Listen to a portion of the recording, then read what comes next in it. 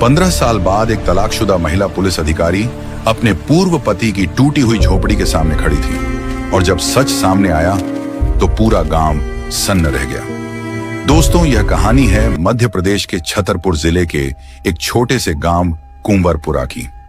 दोपहर का वक्त था, धूप तेज थी और गांव की कच्ची सड़क पर अचानक एक सरकारी गाड़ी आकर रुकी। लाल बत्ती, चमचमाती गाड़ी।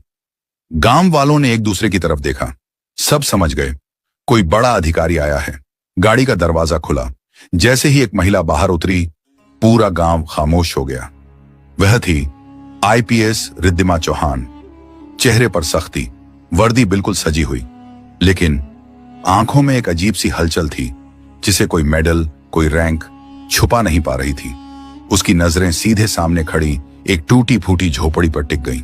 वही झोपड़ी जहां 15 साल पहले उसकी शादी और उसका रिश्ता दोनों बिखर गए थे। झोपड़ी के अंदर था अरविंद, वह आदमी जो कभी उसका पति था। रिद्धिमा दरवाजे तक आई और कदम वहीं ठहर गए। अचानक उसकी आंखों के सामने 15 साल पुरानी जिंदगी घूमने लगी। तब यही गांव था, कुंवरपुरा। लेकिन तब रिद्धिमा आईपीएस नहीं थी। तब उसके हाथों में किताबें होती थीं और आंखों में बड़े सपने। वह उन लड़कियों में से नहीं थी जो हालात के आगे हथियार डाल देती हैं। अरविंद से उसकी मुलाकात सरकारी स्कूल में हुई थी। धीरे धीरे बातें शुरू हुई, फिर दोस्ती और फिर वही अनकहा रिश्ता। एक दिन रिद्धिमा ने कहा, मैं अफसर बनना चाहती हूं।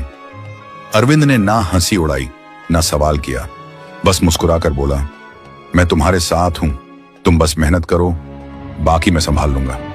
यही भरोसा रिद्धिमा को सबसे अलग लगा। ना शक, ना रोक टोक, सिर्फ विश्वास। कुछ साल बाद दोनों ने शादी कर ली।